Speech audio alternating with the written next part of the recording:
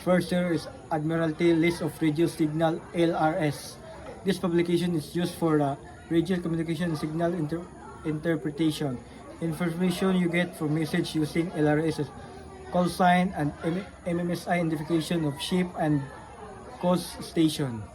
Station frequencies and channels used for communication HF, MF or HF. Type of services, weather reports, navigation warnings, and distress traffic. Procedure for sending, receiving messages.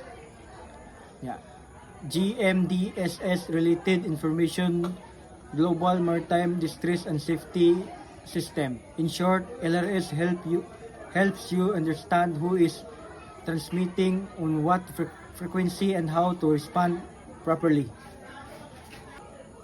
Second, sir, is International Telecommunication Union publication.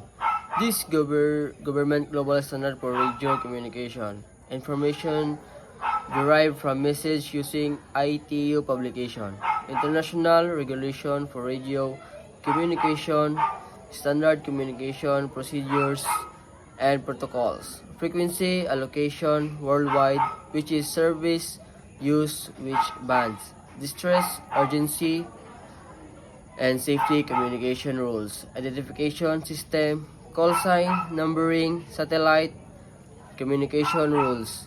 In short, ITU publication tells the legal and technical framework behind the message, ensuring communication and standardized globally. International Code of Signal. This is used for visual and simple coded communication, especially when language barrier exists. Information interpreted from message using ICS.